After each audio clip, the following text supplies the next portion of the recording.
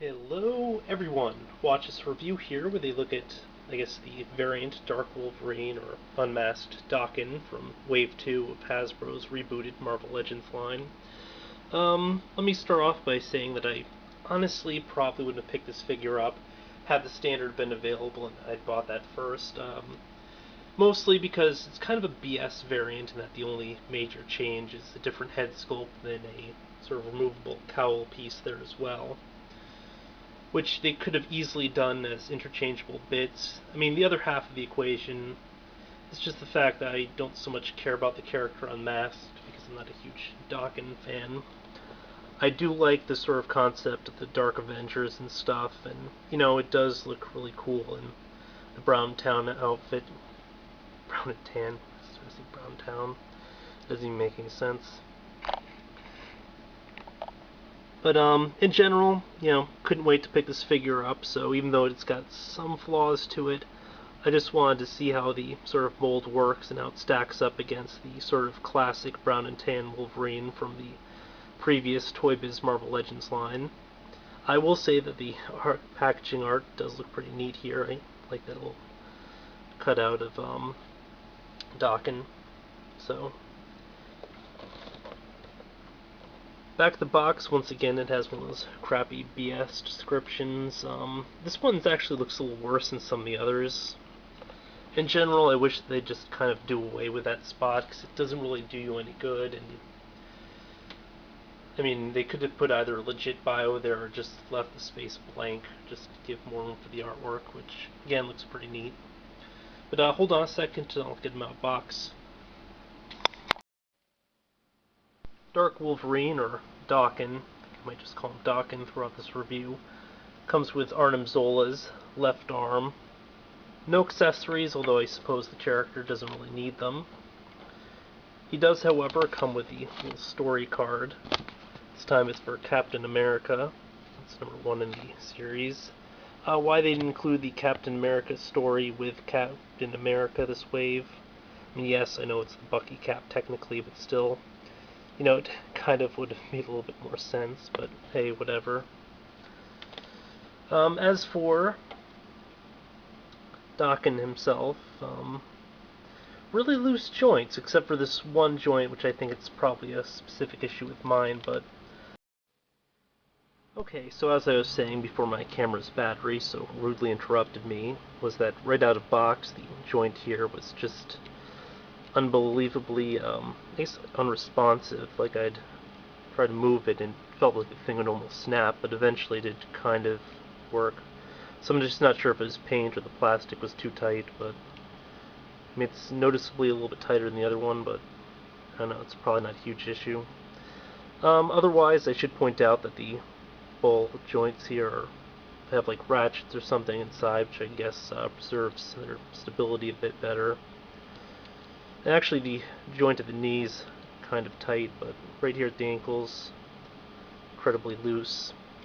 Now, I'm not sure how in depth I should really get on this, considering that I will be reviewing the standard version of the figure as well, and I believe I should probably save a lot of the really, I guess, nitty-gritty whatever for that one, but I guess I'll cover some of the more major points briefly.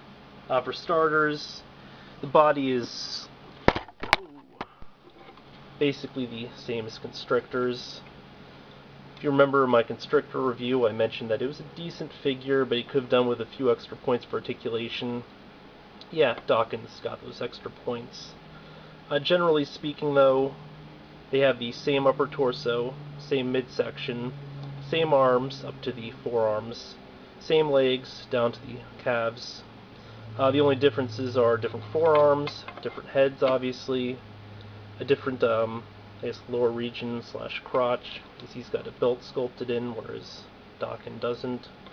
Then, of course, the different calves. So, generally speaking, kind of not fond of the sort of sculpt of this, or just one particular aspect, and it's just, there's a lot of straight edges used. I guess it gives it sort of a more comic-y approach versus a real-world approach, but if you look at it, a lot of it just seems to, I Something's just kind of off about that, and I've never really liked these blocky knees that Hasbro will occasionally use.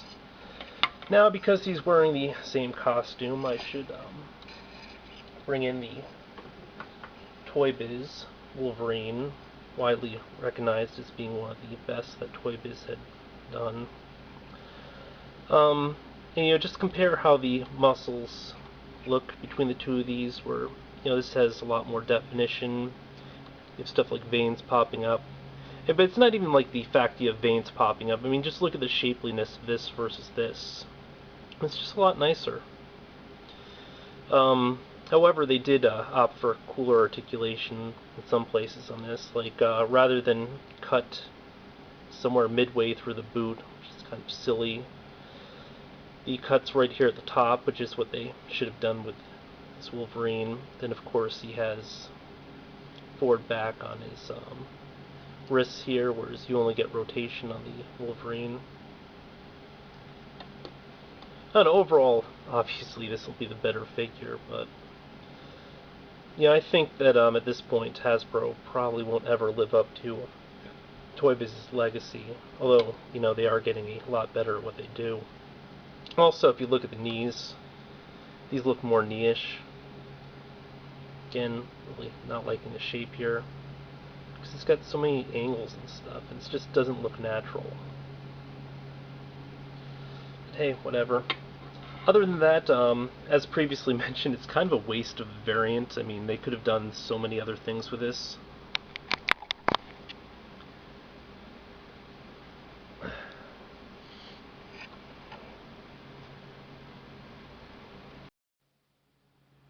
I can't remember where I first saw this. It might have been one of J.R.A. Nightmare's videos, but the head can just easily pop off.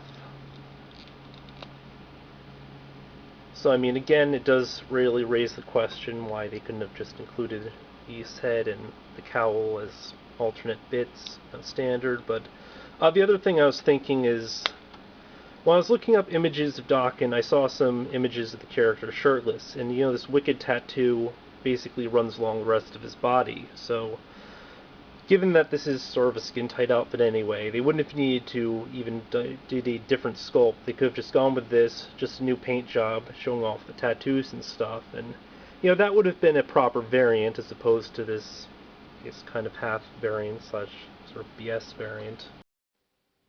What I probably will end up doing, and again I've seen people either mention this or actually do it, is rather than have two basically identical sculpts with different heads, is I'll shave down the claws in this one, maybe the other one, I'm not sure, and then it'll be kind of like a just cloth sheathed or whatever figure, and then when I want to I can just swap the heads, like say pop the standard on here when I want the claws to be in. Then it just gives you one extra option, which something that is cool. Now, a few people have mentioned that this figure doesn't come with the third claw. Daken does have one that pops out on the other side as well.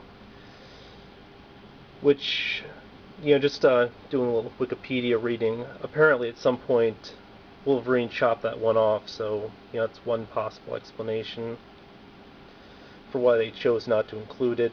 I mean, otherwise, they may have just done it as an aesthetics thing, or, just because it would have lost the articulation for the extra parts, so the fact that it's missing doesn't bother me a huge amount. The use of color, pretty decent. It's kind of interesting that the shade is sort of substantially different from what the old Wolverine thing is from, but I'm not sure what the current colors should be or anything, so it's probably accurate. I don't know. You will notice that there's little bits of shading in places for the tans and brown, especially down here at the ball joints, around here in the back. Other places you don't see much effect, which is kind of funny. Now mine has some scrapes here, which is kind of weird. I'm not sure how that even happened.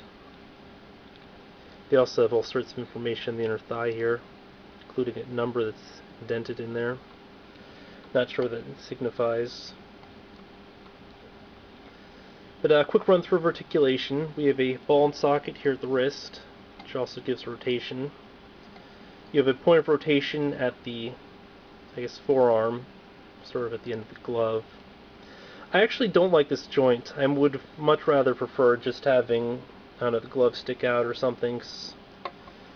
I mean, it doesn't really give you much more articulation, and besides that, it doesn't seem to be centered correctly. You've got like a little bit of overhang here, which is kind of lame. It's not as bad on the other arm, but still, depending on how you have it facing it, you can see some overhang.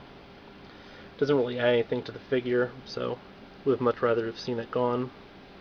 Also, you'll notice they left a unpainted joint here for this part. I mean, had they used like one of the black joints, wouldn't have stuck out there as much. You have a double pin here at the elbow, rotation at bicep, ball jointed shoulder. Doesn't have as much outward motion. There it goes. Just because it gets tricky to move with the shoulder span. By the way, I love the shoulder span joint. It's one of my favorite joints. Gives you some extra posability and stuff. Daken's head being on a physical ball. Its rotation, small up and down, but it's also got the sort of extra joint here, so move down a lot further. It will be impeded a little bit in back just because of the mohawk, but if you remove the cowl, you get more backward motion. Plus, I mean, the cowl kind of looks silly at times. You have a ab crunch here, good forward, not a lot of back. Rotation at waist, which is covered up by the belt if you want it to be, so you can actually hide that joint a little bit. Probably would have preferred that he sculpted that on, honestly, because given the general jointiness of the figure, one concealed point doesn't do you much good. Hips, again, have that sort of lined ball. It's also got like a little ratchet in there. Rotation here at the upper thigh, double pin joint at knee, rotation at the boot here, or calf. Somewhat impeded by his sides here. Not really, it's a soft rubbery plastic. Pivot, really huge range, actually a lot more than the previously released Wolverine that Toy Biz did. A huge amount of forward back. I mean, it looks like his leg is breaking when you do that. Then you get a toe joint, which you haven't seen much from Hasbro. But I mean, it's cool. I mean, unfortunately, the toe joint doesn't have a lot of stability going on to it. Neither does the pivot, so two of the joints, sort of most requested, most wanted, are kind of holding him back.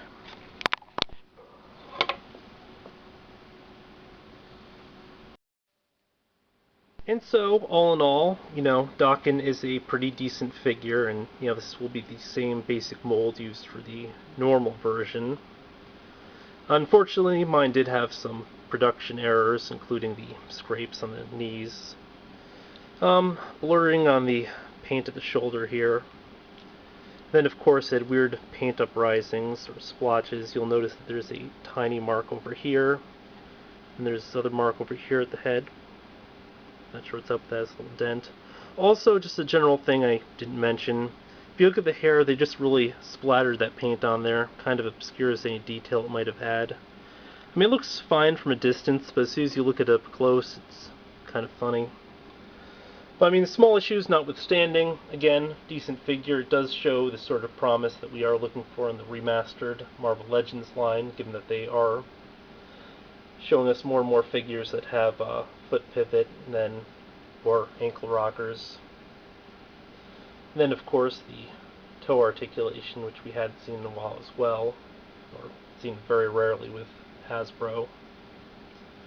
So yeah, a lot to look forward to, and you can look forward to my standard review of, or the review of the standard version of this figure as soon as I pick that up. And I'll go a bit more in depth in that one. So yeah, until next time, folks.